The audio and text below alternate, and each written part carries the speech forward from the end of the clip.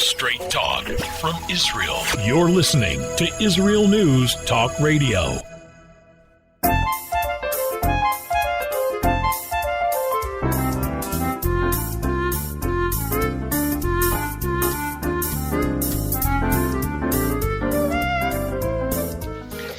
Good morning, good morning.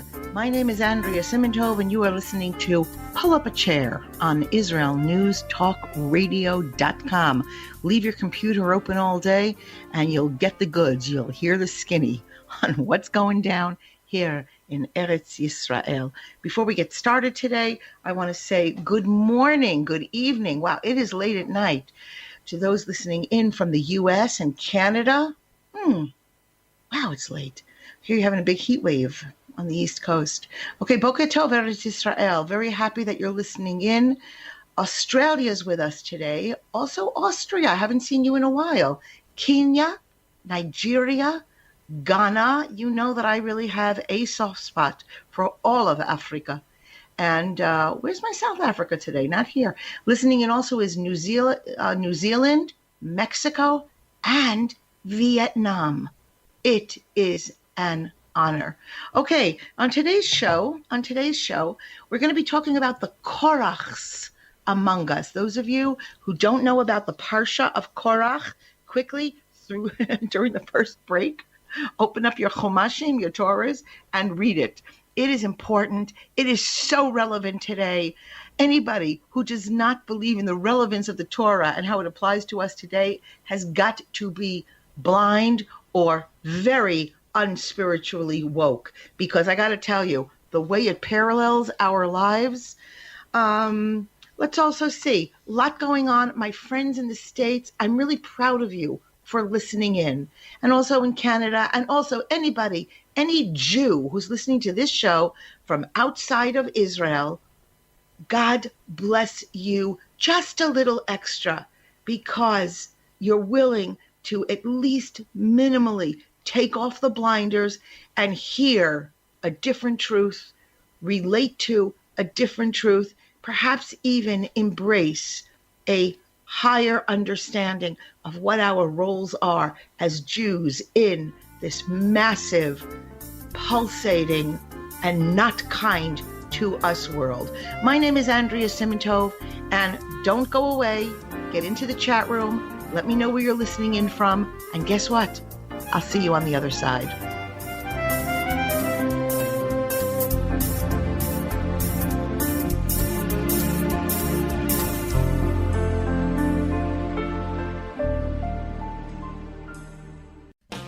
How did a nice Jewish girl from Delaware end up living in Israel? Shalom, I'm Natalie Sapinski. Join me on my show, Returning Home. Meet different people who have moved to Israel. Hear their personal stories, their highs, their lows, and everything in between. Each week, we talk to experts on immigration and the process of moving to Israel. Listen to Returning Home every Thursday, only on Israel News Talk Radio.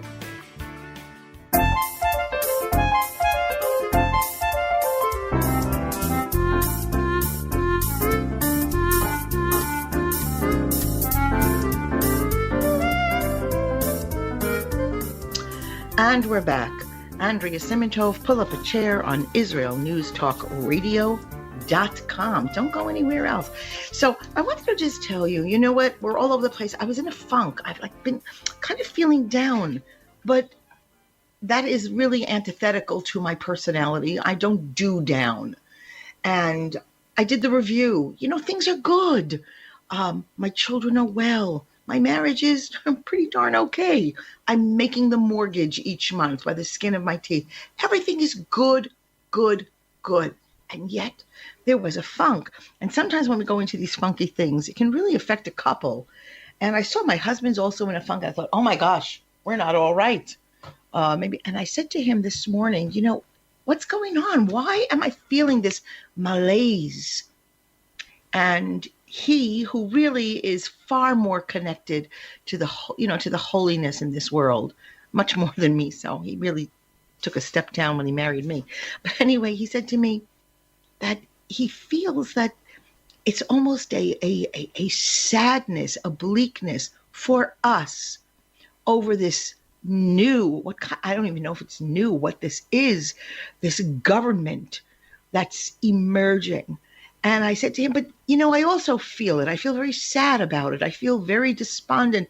I can't even muster up fear. I know I should be feeling frightened of it, but I'm not feeling frightened. I'm feeling it's a cross between nausea and ennui, okay, if such a thing is possible. And I said, but I don't understand. I lived through Ehud Olmert. I lived through Ehud Barak. I lived here in the last days of Yitzhak Rabin as he was busy chopping away our tomorrows. And Ronnie said to me, yeah, but you know what?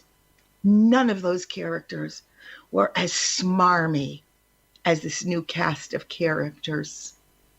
And there's a sadness in my home. There's a sadness in my belly. There's a sadness. We're not Americans. We don't riot in the street when we're pissed off at the election results. We don't burn buildings, smash windows, scream, not my prime minister. Not our style. A lot of us are still reeling from the embarrassment of American behavior over their disappointments over the last 4 years. Nevertheless, I get it, my fellow Yankees. I get it. To be deeply saddened, deeply frightened, deeply concerned, and this chapter will unfold. Oh, let's say happy birthday before we go on. We're going to say happy birthday in the romper room moment. We say happy birthday, look in the mirror, to Michali and to Lynette. We're going to have a joint birthday party tonight. I'll post pictures wherever you want to find them of me all dolled up. Very nice. Okay. One other thing, if you're listening to the show and you're listening live, do me a favor, sign into the chat room and just let me know where you're listening in from. You don't have to engage me. Nobody wants to. But let me know where you're listening in from and tell me just a sentence or two about your love for Israel. Israel, Israel, my beautiful Israel. This past week, since we last met, the husband and I had opportunity to visit areas that we had never before seen. Is that crazy? I'm here 26 years this summer, July 4th. Anyway, we met people. We found ourselves, we piled into the caravan, and I mean piled when you're our size, and we piled into the caravan, and we went really only an hour outside of Jerusalem, 1 hour. And we stepped into a different world. We found ourselves, let me see, where were we? We were located like in the central region. The address of the Moshav we went to, a Moshav is, for a lack of better word, and correct me if you think I'm wrong, it's an agricultural village. So we were in a Moshav. I'm not going to name it because maybe not everything I say is complimentary, but it was founded in 1951 by survivors from Romania. And they were not at all religious. It was like it was a deliberately secular moshav, so secular, in fact, that even though they had a magnificent synagogue, and I hope I have a moment or two to tell you about it. It was a magnificent synagogue, but they did not even have an eruv. An eruv it's a physical boundary. It's really put up of string, but it has a symbolic purpose to suggest that an inner wall, and within an eruv, we'll get into that another time, but one can carry keys, you can carry your prayer book, you can walk your dog with a leash, which of course I only found out the next morning after I walked our dog. But I mean, avowedly secular with this magnificent old Ashkenazi synagogue of wood and a women's section that was really, really reminiscent of those that I grew up with as a child. And my husband is in there and he speaks to the rabbi, and the rabbi and he was a, I don't even know what kind of a chassid he was. He was a Hasidic Rebbe wearing a strimal, a fur strimal, which he won't be able to get another one now because it's been outlawed, but I digress. And he was from Bnei Brak, and he comes once a week and gives a class. It was wild, this beautiful moshav, green, really verdant. And the biggest surprise was as we were going, it was like off of the Yarkon River. And we had to go through very rough brush to get there. You saw the lizards going by and the heat. And, it had like really tough foliage going through our shoes. And we traversed grape orchards. This is an hour outside of Jerusalem. Wineries, there were vegetable fields. So we get into this eddy, this beautiful area of swirling water, and there was a dam in the middle of this really quiet section of the river, and the river was not at all still. It was running, it was flowing, and for those of you who heard bad things about the Yarkon, this did not apply. This was actually where the water from the I'm going to get it. I can't remember the name.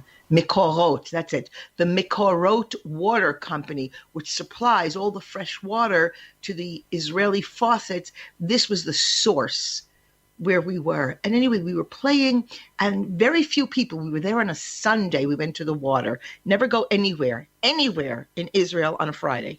Just stay home, cook. Because Friday it's a misery. Sunday it's a pleasure. Everybody's back at work. And when we were there, we stumbled upon a birthday party. I just want you to understand, who is Israel? What is Israel?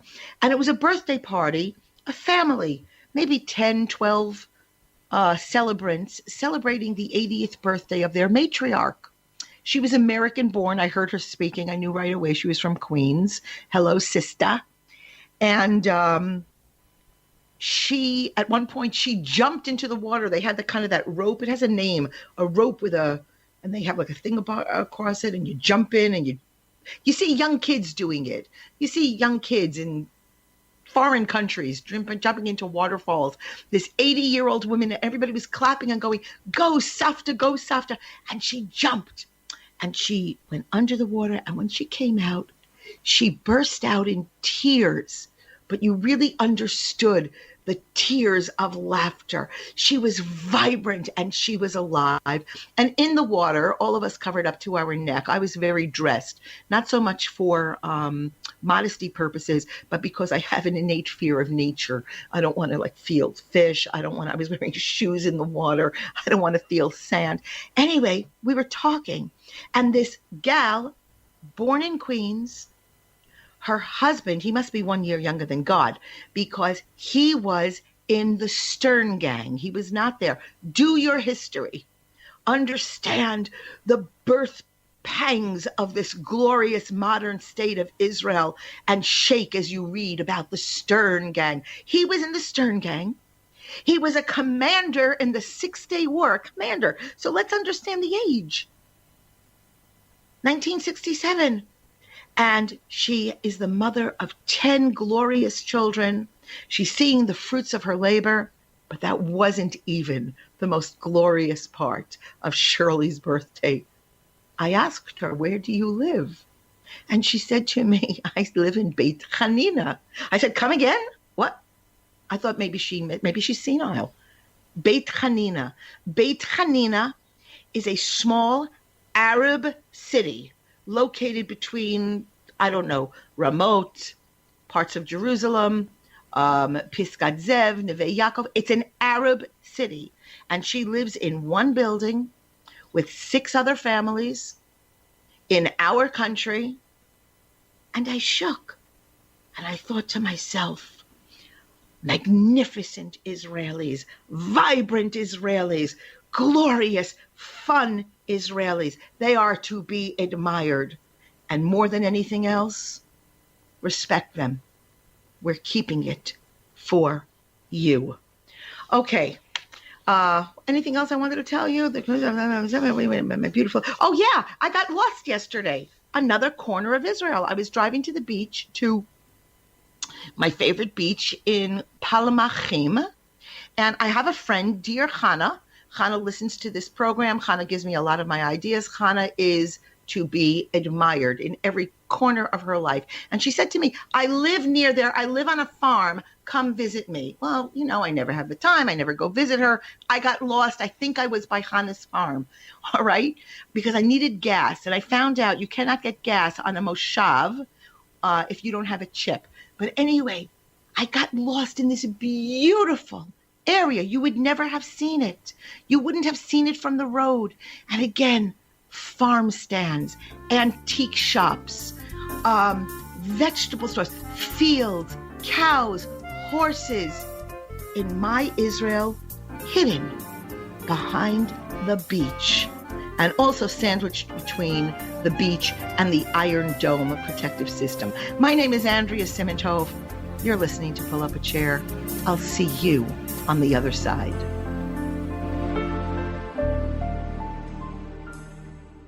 Shalom, everybody. Making a difference often takes just one moment and one person at a time.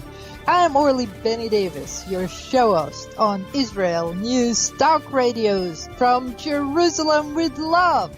You'll be hearing people talking about politics, religion, social issues, and making a better tomorrow. Join me, Eerily Benny Davis, for God and Country. From Jerusalem with love. Wednesdays on Israel News Talk Radio.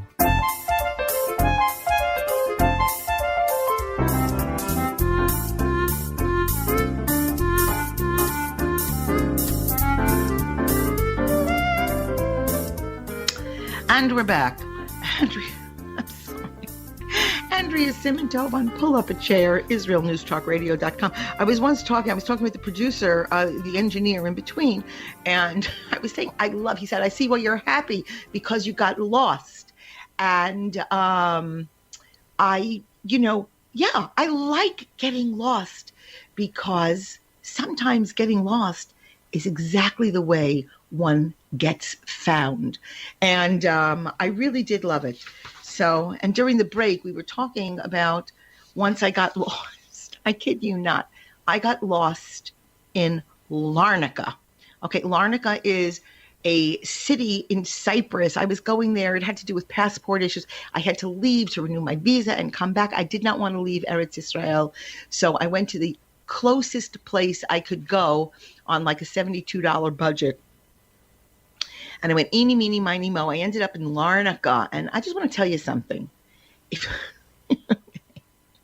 All right, it had to do with, I was going to say, Larnaca really is, unless things have changed, it is the armpit. It is the armpit of the world. Okay, and what they do is when you get on the plane and you're flying to Cyprus, which I think the main airport is in Larnaca. What they do is they don't show you pictures of Larnaca in the airline magazine because all you would do is see like pictures of like Elvis Presley clocks. So what they do is they show you pictures of Nicosia, and that's a whole different ball game. You see like weathered old artisans tooling leather jackets and boots and pottery, and you go, oh my gosh, I'm going to bring back children from the presents from Larnaca. I'll take a walk. And you end up, the only thing you could do is like buy little hats with fans attached to them.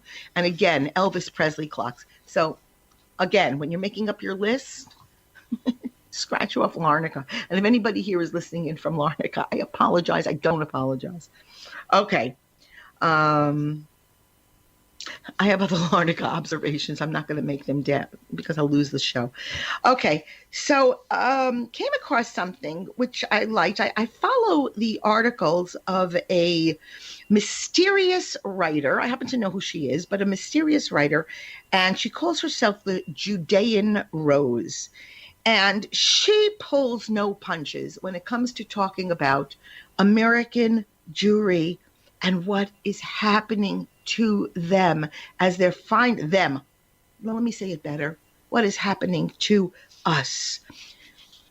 Those who are living in America in a, say, more progressive, because that's who we are. We are the progressives of every country we enter.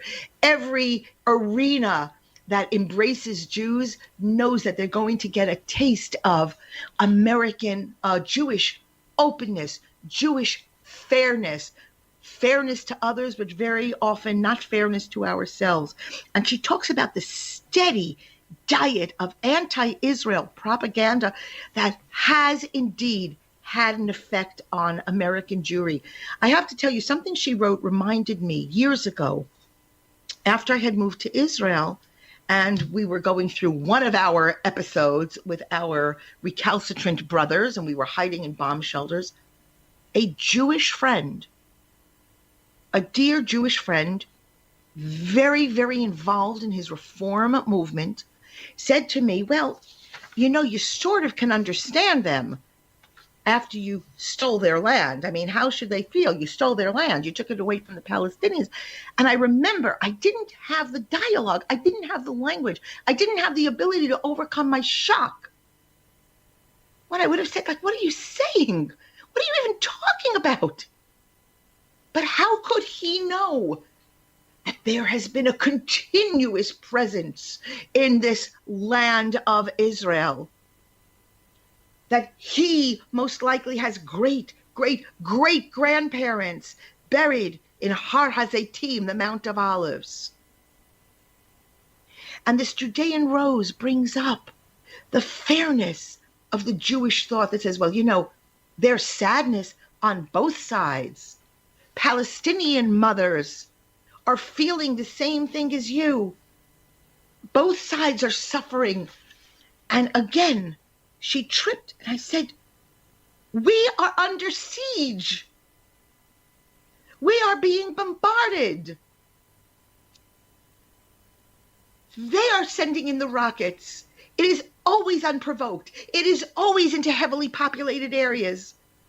They target our babies. They target, here comes the sexism. They target our women. They target our students. They target our hospitals, which are filled with them, who we are treating and healing and, perhaps more importantly, employing. But when the New York Times becomes their Torah, when the New York Times cannot lie, when the New York Times is fairer than fair, the final note of this Judean rose in this very poignant, painful, designed to bleed article is, she says, I give it a decade. After that, all that will be left of the golden age of American Jewry is lox and bagels and a footnote, or if they're very lucky, an entire chapter in the very large and dusty, many-volumed 2,000-year history of the Jewish people. It's the stuff that you're brave enough to listen to when you listen to this station. Again, for those who have said all these years, I could never live in Israel, there is no reason that you are living in the diaspora. Anybody living in here, there is no reason for any Jew to be living in the diaspora other than their ancestors with foresight, with fear, with brilliance, or with ignorance, ran from pogroms, ran from persecution. It was never meant to be a permanent home. So know who you are. Know your history. And if you choose to remain, understand, wherever you are outside of Israel, you are either a tolerated guest or a guest who is becoming wearying to their hosts. But stop believing. There's people who will say to me, really kindly, people who love me, they say, well, how are things? Jews who say, how are things in your country? And I weep. It's not my country. It's our country. The only one we have. The only one that has never changed in thousands of years. The one in which we still speak our original language, to fight, to barter, to love. Okay, on an up note, on a secular up note, optimism. Came across a great article, optimism, which is why I was funky about my funk, because I don't do funk. Optimism extends life expectancy, claims Israeli researchers. Well, there's a chiddush for you. There's a real, really? Findings are the result of a long-term study of 1,200 elderly, sorry, elderly Jerusalemites who were born in 1920 or 1921, and they were very busy in this study, analyzing their health, their ability to function, their economic well-being and social skills, anxiety level, integrity, and optimism.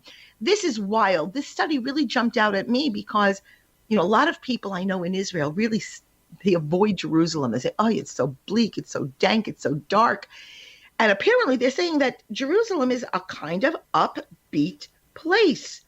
Talk about anxiety level without going into the details of this article. If you want to see anxiety on steroids, get off at Ben Gurion Airport and say to the taxi driver, take me anywhere. You will see anxiety. And yet it finds that, the findings indicate that optimism has an impact on survival. Whereas other studies have shown that it improves health-related functions. Okay, so here I'm going to jump in and reach into my memory bank. Israel, that same Israel that you understand is under siege 24/7. Okay, by the way, I had to shut the windows this morning because the stink of burning rubber that is wafting over the hills because our cousins have been burning up fields, forest. It was yesterday's activity. What was yesterday? Wednesday. Some kids went to the pool. Some kids burned down the forest. And they set fires in let me just think. Where am I talking about? Over near Malaya Hamisha and Beit Zayit. I can't remember because I'm getting all heated up here. But anyway, the stink and the bleakness that should be, and instead Israel is, according to, I don't know the survey, but it's been out there, the 11th happiest country on earth. Well, you do the miraculous math. We're talking about Sweden, Norway. I guess in Luxembourg, people might be very happy. I don't know. How are people in France? Happy, perky, vibrant. Canada, I think they're pretty happy in Canada. They're always smiling. They're very nice. Israel is number 11. You would think that from the pages of the, let's not doubt it, the New York Times, Israel should be one of the creepiest places on earth. Not so. All right. The other upbeat note I have today, this is a real Andrea moment. The other really happening thing that made me give a good yuck, that there is outrage in Gaza because, one of the new members of the coalition is Mansour Abbas. I don't know what his qualifications are. So apparently that the decision by the Islamic Ra'am Party, Mansour Abbas joined this new, what is it called? The New Forward, the New Way, the New Tomorrow Party, by those two smarms, Yair Lapid and Naftali Bennett. Anyway, Palestinians in Gaza have accused him now, instead of being happy that he's in the government. You're listening to Israel News Talk Radio. This is Shai Ben-Tekoa, and each week I'll be webcasting to you from Judea, origin of the word Jew, a people besieged and beleaguered in every generation. Nazi Germany's but a memory, but in its place the world invented the phantom Palestinians as this generation's internationally authorized Jew killers. Tune in for a different slant on life in Israel, Phantom Nation, every Monday. Hi, I'm Rabbi David Aaron. The soul basics are the most profound, the most essential, and yet often the most neglected in our education. Join me for Soul Talk on Israel's News Talk Radio and discover the secrets to love, spiritual growth, and personal power.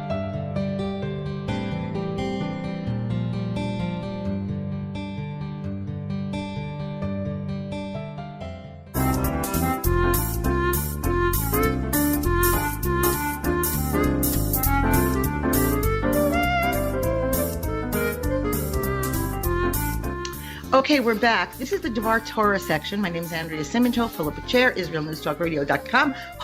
But I just want to finish this last point because as we're talking about optimism, I'm sorry. I know that there are those who say, this is not funny, Andrea. Well, you know what? It's my show. Yes, it is. So there's an outrage in Gaza, okay? One might think that Palestinians, but I have to tell you, on the Jewish side of the table, we get very frightened here because all of that Arab presence in our Jewish government, in our Jewish land, in our Jewish country, the only one we have, it bodes not great. But guess what? Remember the line that the Arabs never miss an opportunity to miss an opportunity? Keep it up, boys. It's great because his outrage that he actually signed on to the new government. The Arabs in Gaza are accusing him of being an opportunistic Muslim Brotherhood Islamist. Here's one quote. As one of the Brotherhood, when the opportunity arises, he seeks his own interests only, says Gaza resident. I can't say it. Okay? And it goes on. And they are angry with him, which is only good for us here. That the Palestinians, aka Arabs, do not expect there to be any fundamental difference in their situation under the new, here it is, the unity government. Stay tuned for that one, folks, which compromises a coalition of parties from the center, right and left, including Yesh Atid, Blue and White, Labor, Yamina, Yisrael Pertenu, Meretz, New Hope, and Ra'am. And here to synopsize, to wrap it up, before we go to our Devar Torah, Suha'ar Emer, a Gazan mother, says, it's shameful that one Palestinian prefers to join the Israeli government in killing his own people. He knows that any decision coming from their side will be against our existence anyway. It won't make a difference on the ground because they will not give him what they want. Whew, boys and girls, once again, we dodge the bullet. Damned if we do, and certainly damned when we don't. All right, you know what? Enough. Read some stuff, too much insipid stuff. American Jews sending each other letters, how to be safe in synagogue. Carry guns, be friendly with your police. And people giving thumbs up. Kol hakavod. Embarrassing, shameful, silly. Okay. Korach. Read your Torah, know what we're talking about. I'm not here to give a Torah lesson per se. We are here to consider the lessons in the Torah, make correlations, see the connections. And I came up with some thoughts that are really worth considering. We know that Korach, who really was, he was erudite, he was lofty, he was really a force to contend with. He was a Levite, and he was a cousin of Moshe and Aharon, of course. And Korach initiated a dispute to secure his due share of leadership in Bnei Yisrael. Now, everything he did was towards personal ends. He allied a group of Reubenites and 250 prominent members of the assembly with the hope of strengthening, of bolstering up his own position, while at the same time assuring his followers that their actions and support were only intended for the betterment of the people. Korach's protests, they were designed exclusively for his own personal gain, without regard to the unity of the nation or the welfare of his followers. So I was just thinking that, like, it might be a worthy discussion over Shabbos. We're sitting with our families and we're trying to have loftier conversations with regard to the week that we are closing out, to consider the concepts of motivation, proper motivation versus ulterior motivation, personal gain versus altruism. I mean, like, I know that we're going to be talking about it. How does one act in accordance with Torah principles towards friends and co-students and congregants when pursuing personal leadership roles in school and the community? I don't know. I just thought it was an interesting thought. And I thought that it's also worth considering. Hold on, I have to sip of coffee. Throat getting dry. I said the bracha earlier. It's said that as Korach and his followers allowed their mouths to run wild, the mouth of the earth opened up to exact retribution. Very scary. Just this week in Israel, we've seen the videos. Crazy in Jerusalem by Shaarei Tzedek Hospital in the parking lot. Erev Parshas Korach. The parking lot opened up, a massive sinkhole, and we saw what it looked like. We got to envision what it might have looked like at the time of Korach. Cars went falling into this sinkhole. It was absolutely terrifying. So the Torah says, now listen to this, all Israelites fled at the sound. It wasn't the fact that the ultimate punishment could be exacted on speech alone. It was the sounds of their mouths and what their mouths uttered that opened the earth. Rashi explains to us that the key reason for Korach's rebellion against Moshe was that he was envious of another relative who received honor when he didn't. Envy is destructive. This is, brings down by Rabbi Zelig Pliskin. Check out Rabbi Pliskin. Look him up. Gateway to Happiness. According to Rabbi Pliskin, it prevents a person from enjoying what he himself has when you focus on the success of another person and feel pain because of it. You're likely to do things that are highly counterproductive, as stated in Pirkei Avot, Ethics of Our Fathers.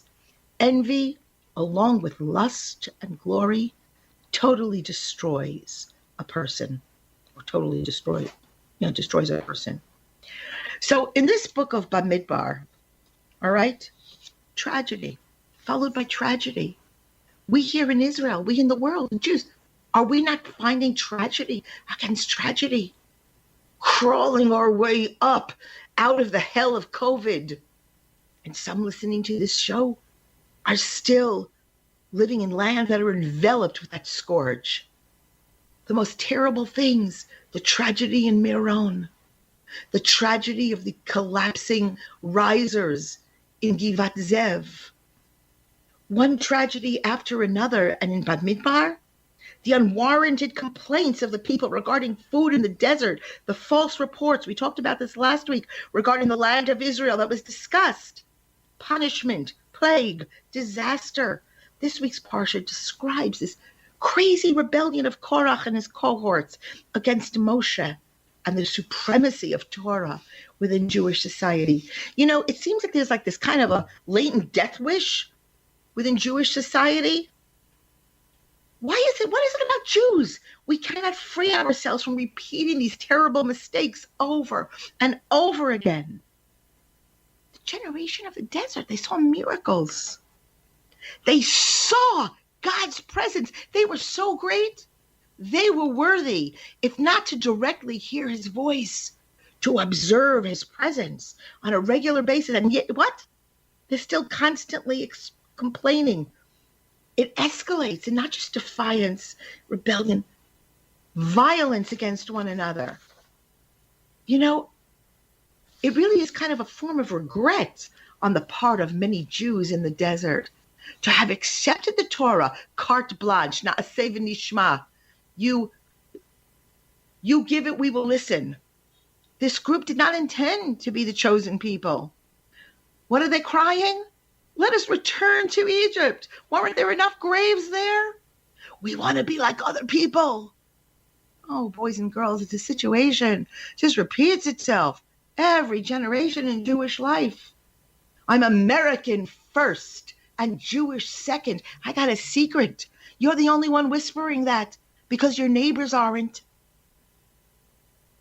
The struggle within Jews and Jewish society in all ages is whether to accept our God-given role as a, quote, treasure among all nations, or to somehow, constantly, consistently renounce all pretense of being special. We're just like you. We just like bagels. The choices are not really portrayed as being that stark. It reflects, according to Rabbi Beryl Wine, it reflects inside itself this kind of continuum of Jewish observance, adherence to Torah values, willingness to remain proudly Jewish in a world that is hostile to Jews, the Jewish state, and Judaism itself.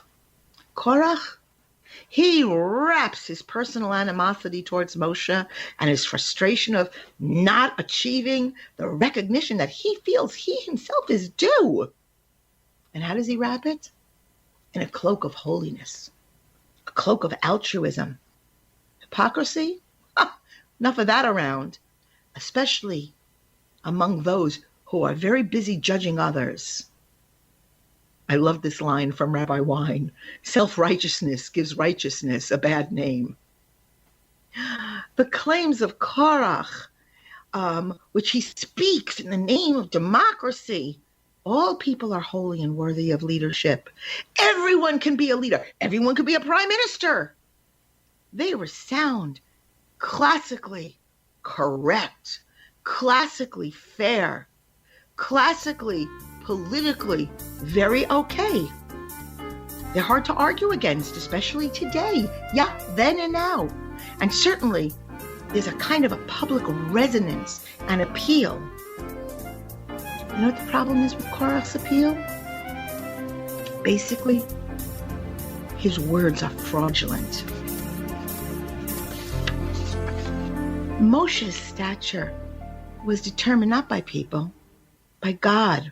Andrea Simintov, Shabbat Shalom from Jerusalem.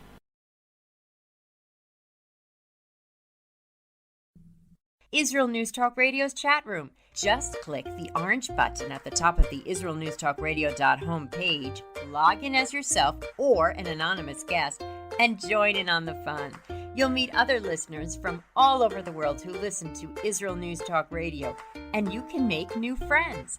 Israel News Talk Radio's chat room. It's the closest you can get to being in the studio with us.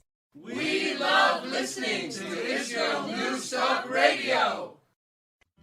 Where can you get the inside news on Israel? At Israel News Talk Radio, we're dedicated to sharing Israel's inside story with the world by providing our listeners with news on Israeli politics, current affairs, and Israeli Jewish culture. The Israel News Talk Radio homepage also provides you, the listener, with useful information at your fingertips, with scrolling news headlines, weather, currency exchange, Shabbat candlelighting times, and so much more. Our radio programming is always accessible and on demand. We operate absolutely free of charge for everyone, everywhere. If you love what we do, partner with us now by becoming an Israel News Talk Radio supporter. With your support, you'll be inscribed on our Israel News Talk Radio Wall of Fame. There's nothing like us in the world. Be part of something great. Israel News Talk Radio. Straight talk from Israel. If you love Israel News Talk Radio, then you'll love our Facebook page. We keep you up to date on what's happening in Israel, plus little surprise treasures that we don't share on the radio. Go now to follow us on Facebook. Just look for the Israel News Talk Radio Facebook page, and don't forget to subscribe and follow us by clicking on the like button. We post great stuff there that you'll want to share. Israel News Talk Radio on Facebook and Israel News Radio on Twitter. News, opinion, and more. You're listening to Israel News Talk Radio.